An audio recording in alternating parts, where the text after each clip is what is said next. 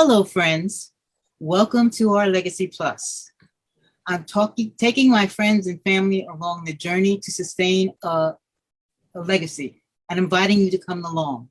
Legacy is something that is handed down or conveyed from one person to another. The legacy you leave is residue of a life well lived.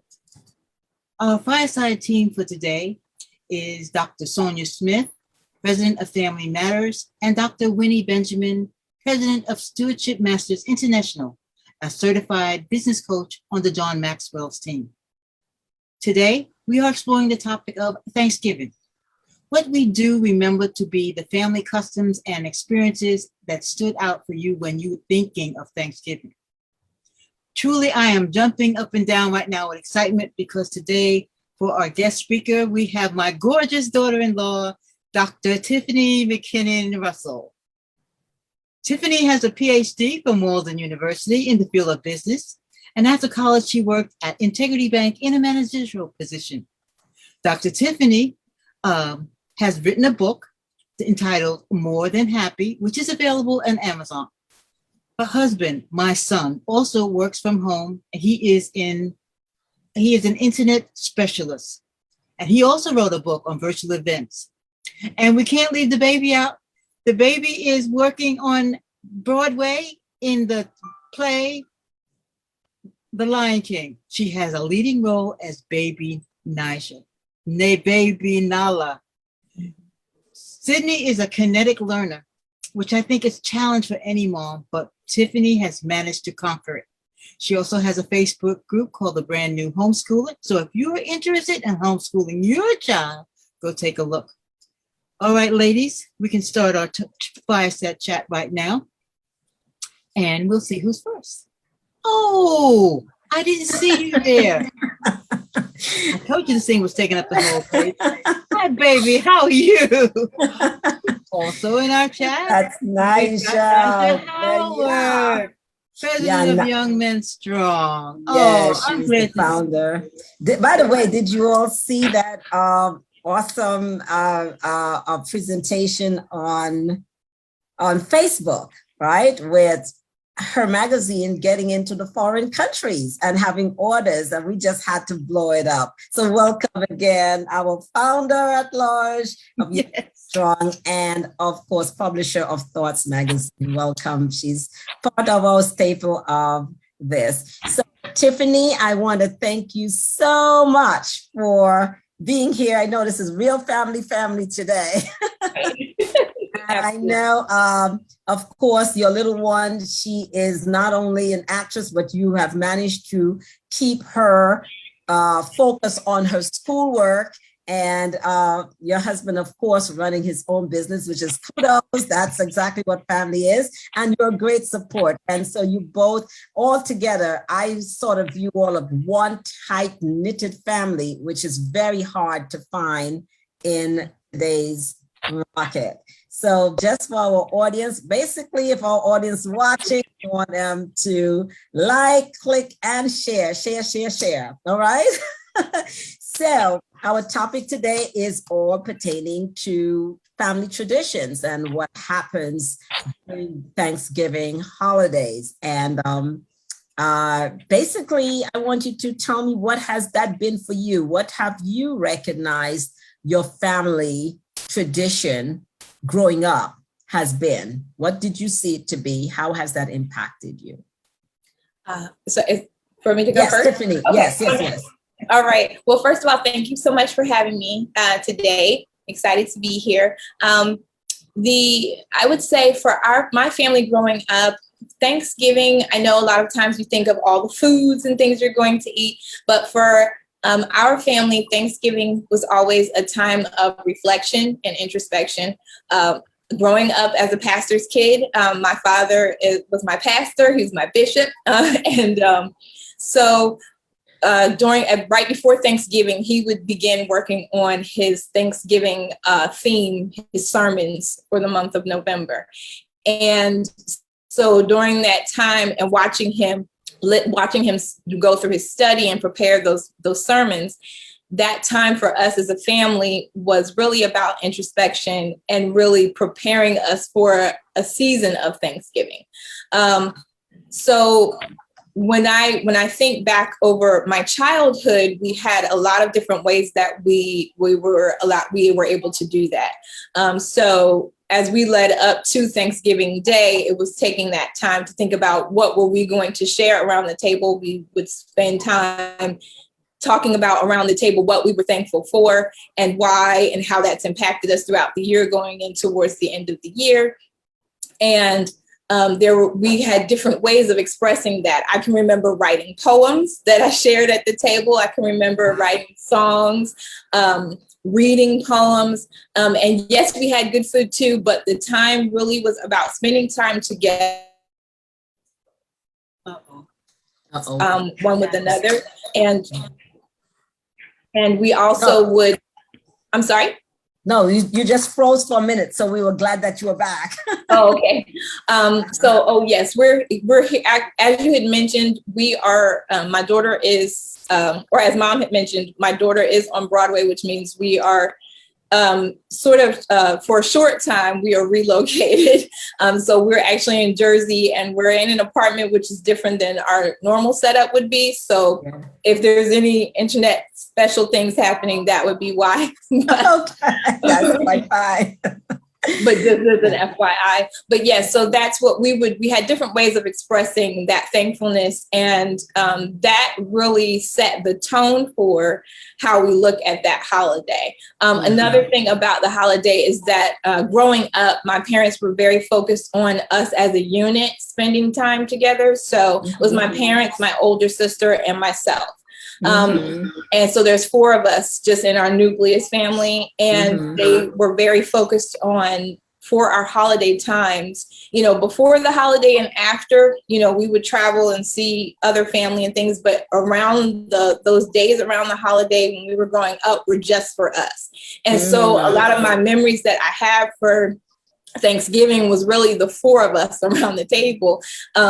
And where I guess some people say, oh, it was just the 4 of you. But for us, it was very full, because that was a time that we spent really taking time with one another, having fun, talking about, what things we were truly thankful for, and just spending that time together. They made that extremely important.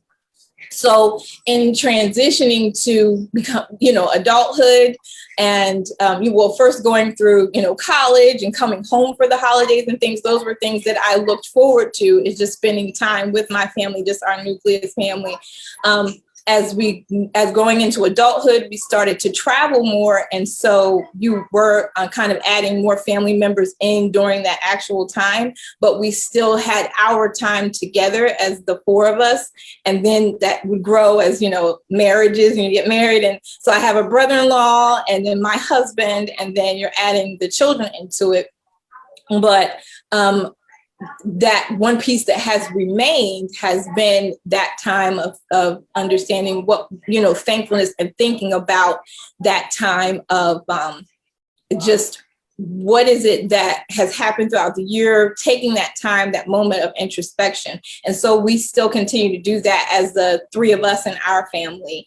As a matter of fact, for Sydney, for school, I incorporate that into school. So going into the next upcoming weeks, she'll be preparing projects and things that goes around Thanksgiving and what she's thankful for, and those things that she can share once we're together for our Thanksgiving dinner and things like that. So that was one of the major pieces that I saw. And it's one of the reasons why, for me, Thanksgiving is one of my favorite holidays, because it's a time to pause and have introspection at that moment. And there's not there, the gift giving and stuff is coming, but at that time, it's really a time to, pause and just take time and really be able to spend time together as a family. And for us this year, with our schedule right now with her with Broadway, that time of introspection, I'm looking forward to. Wonderful, wonderful, wonderful. I know Nigel said she'd like to ask a question, but I do have numbers of questions. I know their schedules, both Dr. Sonia Smith and Nigel, they did mention that they have a short window to join our roundtable today, but we still appreciate them coming in. So Nija, yeah, throw your question. Yes, I am so excited, Dr. Tiffany McKinnon. Thank you so much for joining us today. I'm super excited for you. Everything that's happening for you, I'm excited. First, congratulations on your baby girl making Broadway. I mean, it's just an amazing opportunity to put on her resume already. And the sky is the limit moving forward for her. I would love for you to share a little bit about her personality and tell us, kind of paint us a picture about this beautiful little brown girl who's on Broadway and who has the greatest opportunity in the world to play Nala, right, beautiful girlfriend of Simba, young Simba. So please tell us who is she? What's her favorite color? What's her favorite food? Tell us a little bit about her. Let's just get to know her. Right. Well, Sydney, she just turned 10 years old, September 28th. So she's newly in the double digits and she's really excited about that.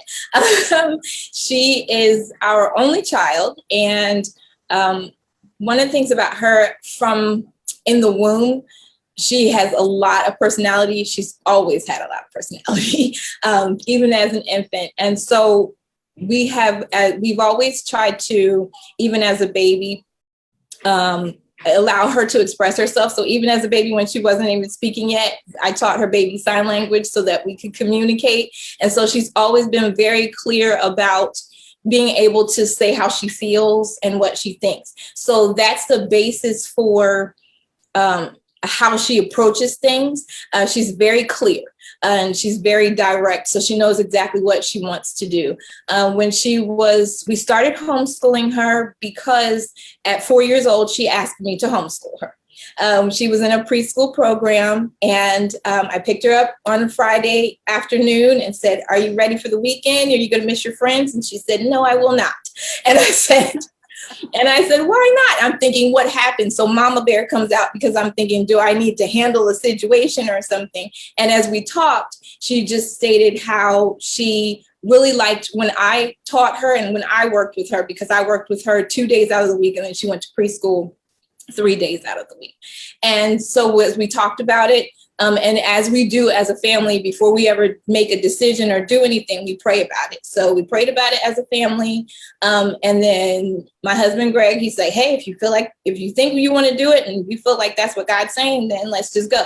And so I started researching, hit the ground running, and we've been going ever since. I started homeschooling her at age 4, and we started with kindergarten right away because I assessed her and said, I felt that she was ready. We did assessments.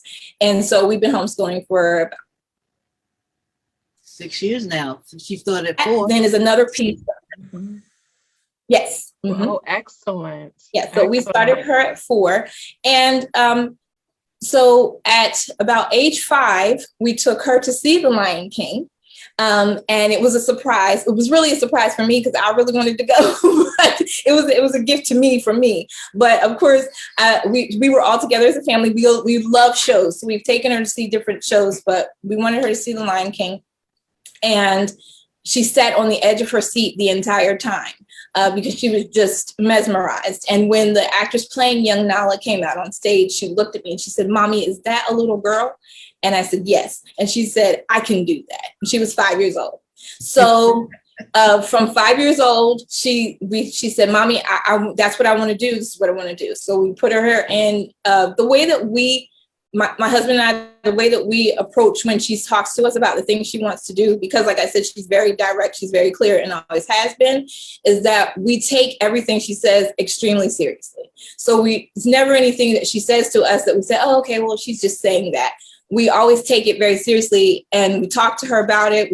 We understand, like, where is it coming from? And so she's always been very open and, knows that she can talk to us about anything.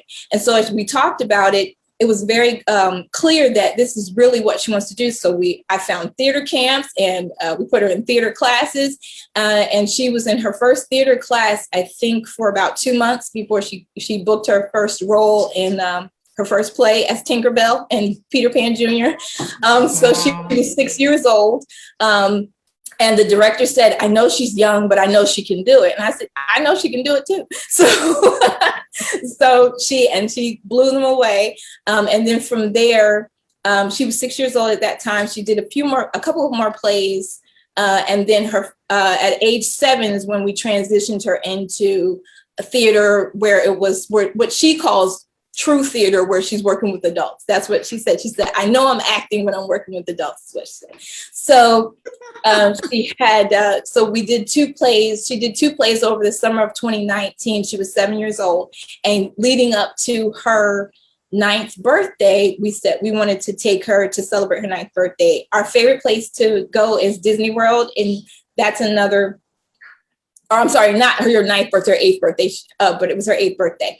But our favorite place to go is Disney World. And that's another family tradition. So that's one of our family traditions that we passed on, that we've kept in our family. My parents would take us to Disney year after year. And so I said, for her 8th birthday, we have to go to Disney World.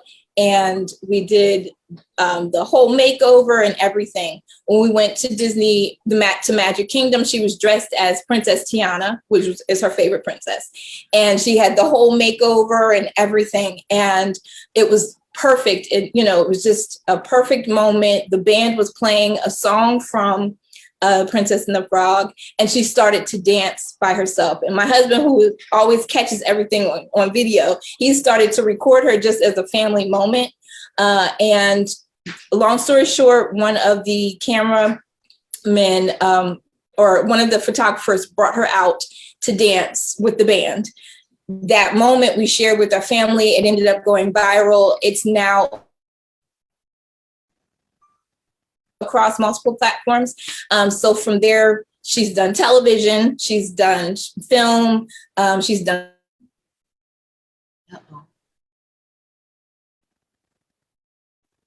It's Supposed to keep freezing. Yeah, it's gonna come back. The internet tends to be like that sometimes. But until she comes back. Yeah, it actually froze on you. So sometimes you have to hit the what is that replay? How you hit, not replay, what you call a refresh. Sometimes you have to click the refresh sometimes to get that. But this was the longest time you were out. Oh, okay. Where did it stop? It stopped with the tradition that this is what you guys have done. I think that's where she was stopped, right? Somewhere there. No, where she was dancing. Yeah, where the baby was dancing, yes. Yeah, so she was actually dancing with the band. She had an opportunity to dance with the band, and the opportunity at that moment, we shared it with our family. It actually ended up going viral. So at this time, it's over multiple platforms, about 5 million views, that video. And from there, she's done TV, she's done film, commercial, and continued to do theater. And then we had the opportunity for her to audition for Broadway. And then we found out late June that she had booked the role of young Nala. So we've been here in the New York area since early August, yeah. And the wonderful thing about it is full circle that she was able to do this, because that was the moment that she knew this is what I want to do. And now she's on stage, with that role. So, but she's as I said, she's very clear. And as it was mentioned during the introduction, she is a kinesthetic learner. So a lot of what she learns is through hands-on. Yeah, so she has to have some hands-on activity, and not only that, but variety. So we do hands-on activity, but variety in spatial variety, as in where she's getting her work done, but also variety in the types of activities and things we do for each of her subjects. So for instance, last year, she actually became an author too. So we're all authors in our family. Yes. So she came up with an idea for a story that she wanted to do. And so we used that as a part of language arts. So I said, okay, we're going to write the story. We're going to publish it. And it was really just something for her to have. But as I said, she's very clear and she doesn't think small. She never thinks small. So when she wrote her book, it's actually called Super Me, Stephanie and the Magical Bracelet. And it was written, she wrote it during the time of the pandemic to help children to face their fears about the pandemic and to know that they can change the world. Wow. So once she wrote that, she said, Mommy, I don't want this just for me. I want to share it with other kids. So we did a Kickstarter campaign. She raised over $6,000 and she shared her book with over 200 children in 5 countries. So she's phenomenal. We phenomenal. have to that's the make kid sure. I'm raising. So that tells you the level I have to come to. Yeah. That's the kid I'm raising, you know. We have to get on Oprah. We have to get. Yes, yes. This cannot be actually forgotten. Oh, heck no. We have to support her. Yeah, so. Yeah, we got to get on Oprah. This is awesome. Oh my gosh. Now, I had lots of questions from when you first spoke. Now, Nigel interjected and got you on a different subject that now opened up even more questions. Lord, are we going to get this in containment here for the time we have? But it's going to be okay. So, the first thing that I wanted to ask you from my notes taking here that I saw that was so important and which transitioned to why I believe that you were able to pretty much raise your child successfully, to me, is stemming from something you said. At Thanksgiving in your family, there was a pause and introspection. And some people will let that gloss over their head. But I am understanding the power of pause, introspection, and another powerful thing you said, there was a 4-unit family, nucleus family. And no matter where you were, you all realized this is the time that we are going to be together. Mm-hmm. Now, you didn't mention it, but I believe that has been, are you guys from the South? Your family, are they from the South or from New York? Where are you? Where's your parents? Where's their roots? My father is from North Carolina. So he's from the South. My mother is from Pennsylvania. So she's from the North. So North and South meet together. Okay. Yes. I have clients who shared with me that they're from the South and their parents at Thanksgiving or many times in the South was eaten together back in the day. And they would say that the only thing they would hear at the table from their father is that they're going to college. The parents didn't have money, but every Thanksgiving, the conversation is about what he would like his family to be. And they said, little did they know, all 7 children graduated from college from either medicine, legal, top credentialed business, all 7. And she was saying to me that it stemmed, little do they know, that it was at the dining table. Consistent repetition of what daddy wanted, even though they had no money. And every single one of them, fulfilled their dreams. Some are married, some are not, but they're all high level. College grad. It was declared and decreed. Declared and decreed. There you go. Dr. Sonia. Yes. Right? And that speaks volumes as to why Thanksgiving ought to be exactly what she's just saying. It's the one time of year that the family can consistently repeat in front of the next generation exists to do. This is our vision. These are our values, and it should be repeated year after year after year. And the one place that I know they could come together, even after they're grown and they come back to the home, it should be repeated. And then they're bringing their children to the Thanksgiving table. So, question, how did you see that? Well, I see the answer already because you said you brought that into your family, meaning you are now marrying somebody that was not brought up by your family. How easy was that for you to have that communication with your spouse that this is what we want to instill in the family? How easy was that? I think, well, by the time we were married, we dated for quite a long time. So Okay. he was around my family for a while. And so I think by the time we were married, it was sort of kind of a natural flow, because there were times when he was a part of some of those moments and saw how those things were. And the way my family, the way the four of us are, it's my brother-in-law is not my brother-in-law, he's my brother. Wow. So my, you know, for my parents, my husband is not their son-in-law, he's their son. Beautiful. So it's the way that everything flows. It's not an added person in, it's just now we're all family, we're part of family. So we all function in that way. And so I don't think it was very difficult because of the time that we'd already spent together. I'm a very cautious person, which is probably why we dated as long as we did. But that time was just an opportunity even for us to get to know one another, but also for us to, I think one of the other things that's strong about us is because we're close friends. The two of us are very close friends. We're not just married, we're very close friends. So we talk about a lot of different things. We hash things out and we talk about what we like, what we don't. And we, you know, sometimes it fits and sometimes it doesn't, we figure it out. But the point is that we have been able to pull and say, I like this, let's put that in here. I like this, let's put this piece in here. And so then I'm pulling from my experience, he's pulling from his experiences, and then we create what ours looks like.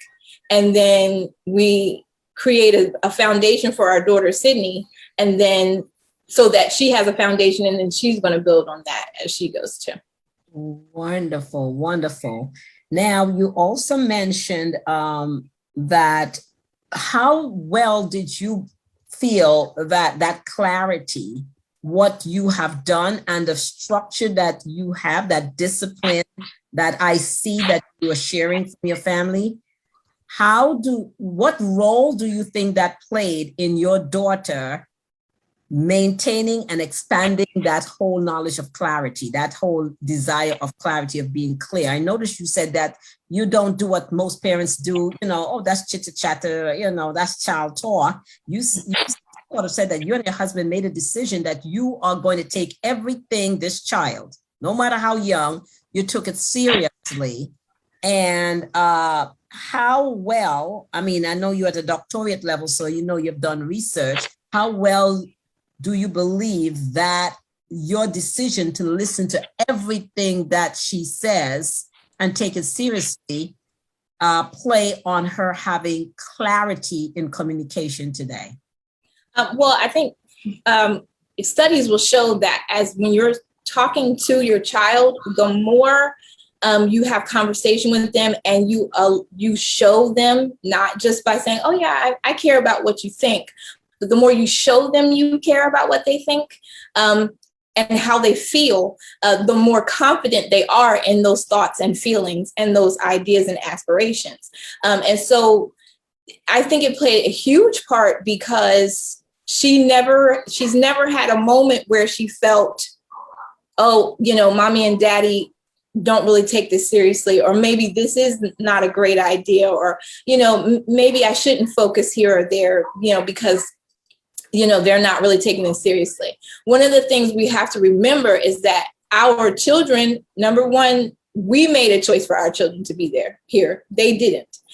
Two, number two is that until we do our job of nurturing them and to the point where they're old enough to do things on their own, to go after the things that they want to on their own, it is our responsibility as their parents to help them do that.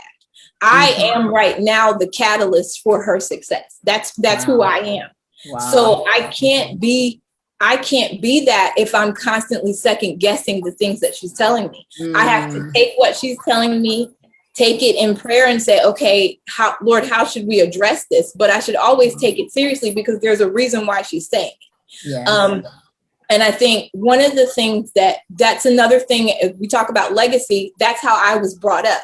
My father and my mother took everything my sister and I said very seriously. We would actually we do now in our family, we do the same as I was doing growing up. We have family meetings and we talk. We say what, hey, this is what I'm thinking. This is what I'd like to do. Creative ideas or just, business ideas, things of that sort, because the more that you allow your child to express themselves openly and freely, the more confident they are. Wow. And in society, the more they function in a more confident way. A lot of the times we talk about the insecurities that our children have, and most of them start right inside the home. We don't like to say that. We like to look at external factors, but studies show that most of it starts inside of the home, because this is where you're learning that confidence. This is where I'm learning who I am and what makes me me and what makes me unique, and how people should treat me. I'm learning that at home. And so if at home I'm taught, well, maybe what I'm saying isn't that important, then I'm going to allow people outside of the home to treat me that way. Wow. And it's one of the things that we always hear about Sydney when we're out. It's like, oh my goodness, she's so articulate. She's so clear. How did you do that? I said, we talk to her, we talk to her and we allow her to talk to us. You have to allow that freedom for them to express. Oh no. Yeah.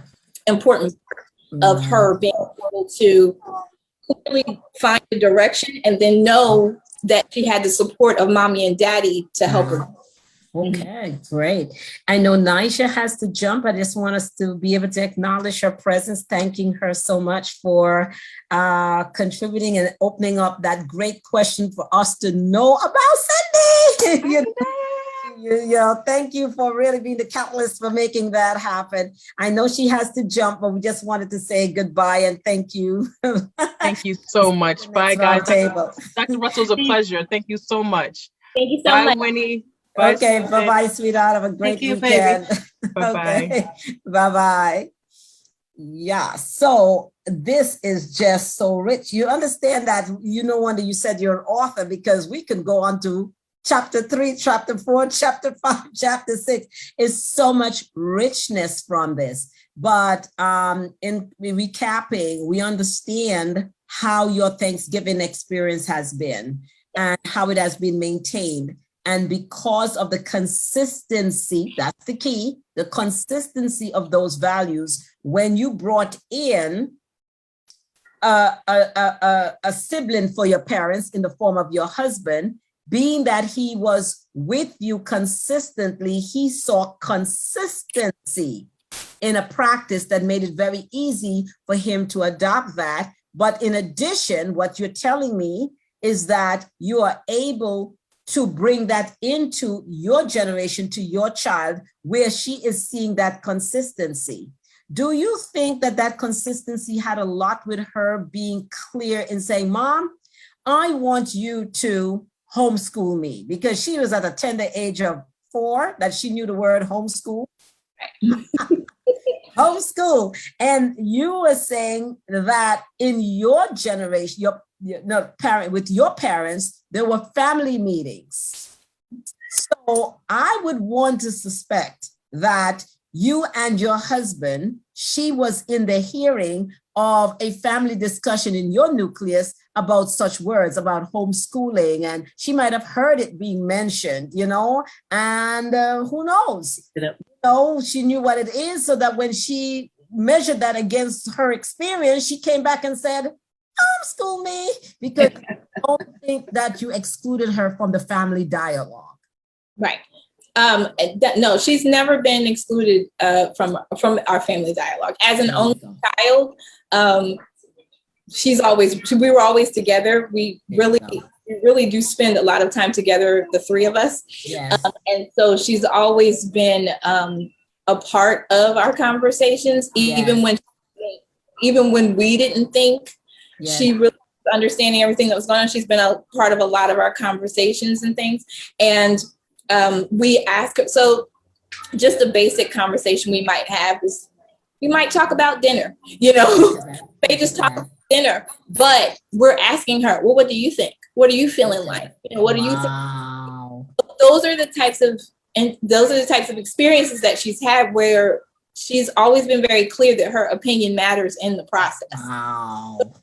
And I think I'm getting goosebumps just hearing this. This is just, oh my God. that's very key, because a lot of times we push our children down because we say, okay, you're to be seen and not heard.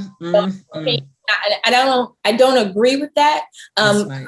That obviously we're teaching, she's, if you meet her, she's extremely respectful, extremely kind, extremely giving, and all of those things without being told to be quiet. Wow. Oh my God. They call it OMG. Oh my goosebumps. Oh, Susan. Can I say something, Vinny? We don't have you on camera, Sonia. We want to hear your voice. This is a family counselor. Okay, I'm trying. I have something else going on in the back.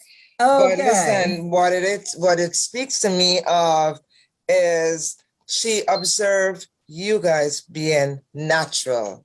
Yes. In your interaction. She observed the atmosphere and she just absorbed it. Yes. And it became a natural thing. What do you think, Stephanie? What do you think? I mean, Tiffany. Sydney. And not squelching her curiosity, or, children must be heard, must be seen and not heard, and pushing them down. We do that to our kids too much. Yes. Push them down, they can't speak up. And if they do speak, we need to redirect them many times so that we maintain their authenticity, their independence in how they speak, rather than shutting them down. But it's a test of your relationship with your husband, what you guys were displaying in the home with her. And really, awesome. You know what it reminds me of? What? I can pick through her pieces for my 3 S of parenting. Okay, what are they? Certainly, I saw structure and limits in how they directed her. In addition to that, they provided consistency, reliability, and support. So this child grew up with stability in the home. Beautiful. And from that flowed a sense of security and safety, so she can express herself. Wonderful. And that's yes of parenting. This is just absolute. Oh, we could do chapters 2, 3, 4, and 5. It will, but I know that is what Susan's vision of Our Legacy Plus is about. The whole focus is to help families find their way to be. I remembered she saying to me in our discussion as the consultant who assisted her in bringing her internal vision to reality, which we're all experiencing today, in that those over a year and a half now, she and I have been dialoguing on it.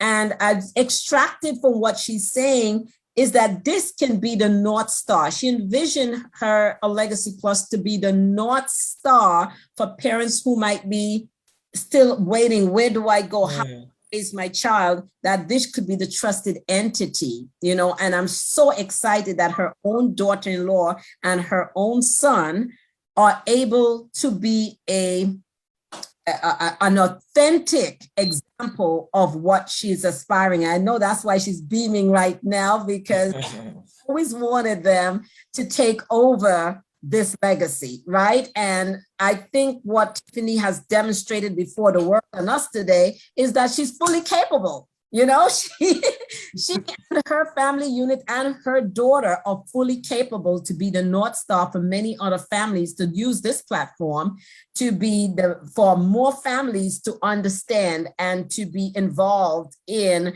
this process. And I'm really, really, really excited. That's why I'm getting goosebumps, because the way she is describing how it is in the family, oh my goodness. In wrapping up, what would you think families should do at family Thanksgiving? More families, because I've been to family Thanksgiving. It's like, it's chit chatter and then the music and let's go to the movies and, I'm not hearing any concrete direction of what do you think should be at families Thanksgiving moving forward? What do you think it should be?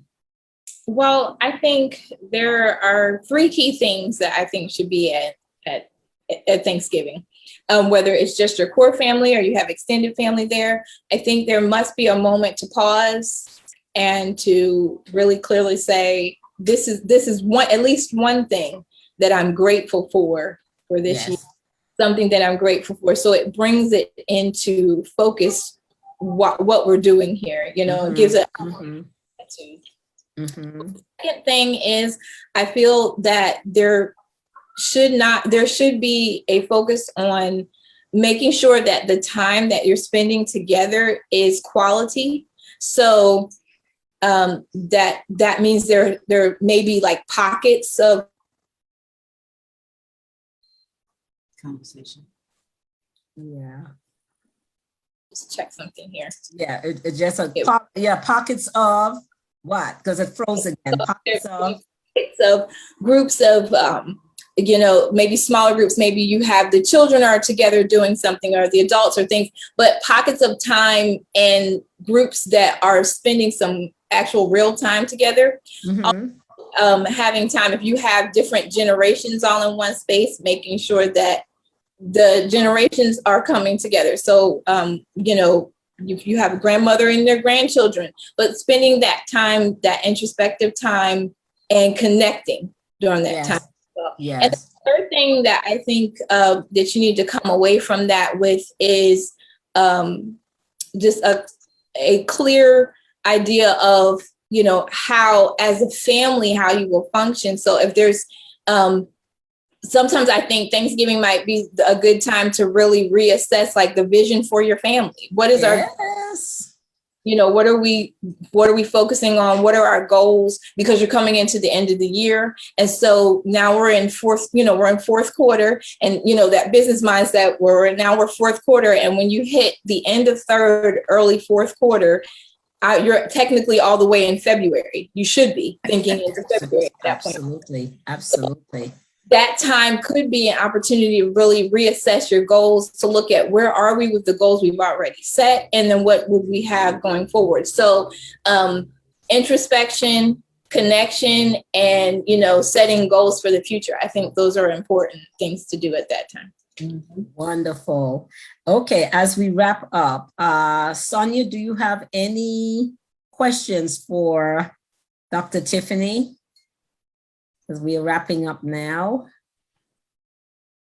I can't think of one, I'm so engrossed in what she was saying. It seems like she covered those areas because I'm listening to her through my 3 S's.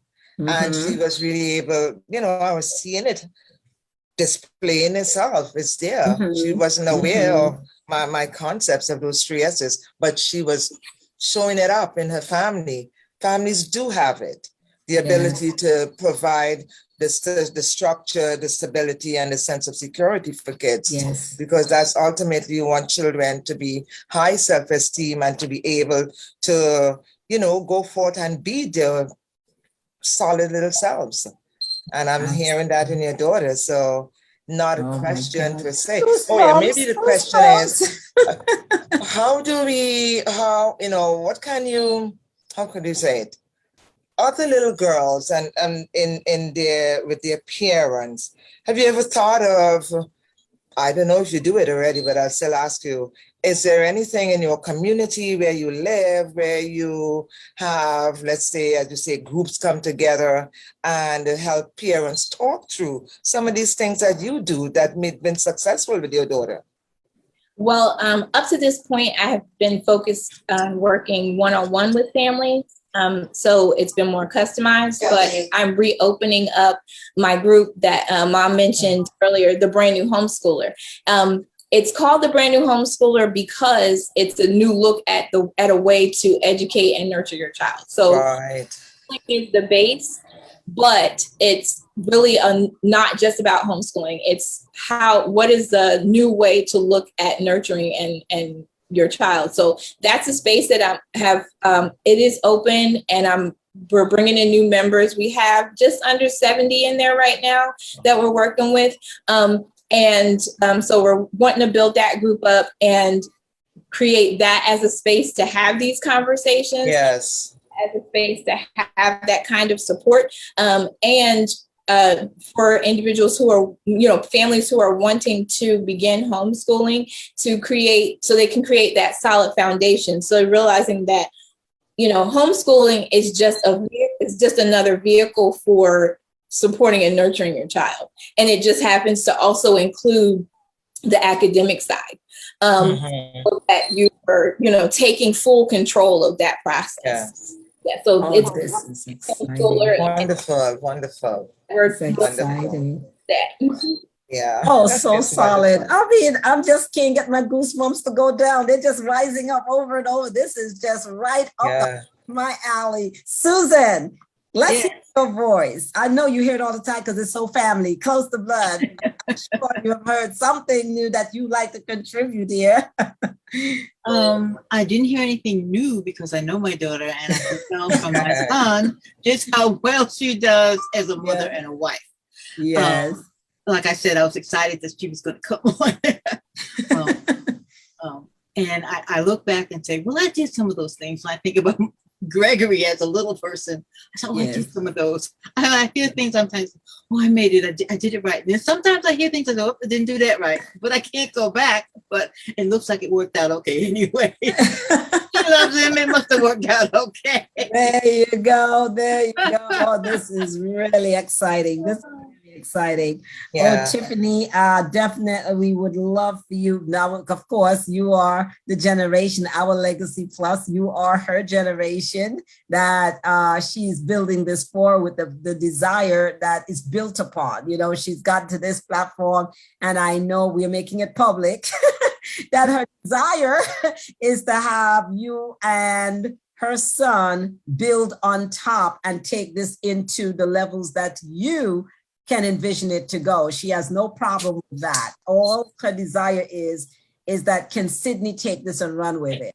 And Sydney's children take this and run with it and maintain the legacy. And you have clearly showed how your parents creating that legacy impacted you, where you were able to take it and bring it into their third, down from there. And I could see it going on and on and on from there. And that, I think, the job is done from my perspective, and I'm really excited. I mean, you have made my day, and we are hoping that our audience can feel the vibe, feel the heat, and like, comment, click, and share. And with that point, we will say goodbye to our audience. Can we say bye-bye to them?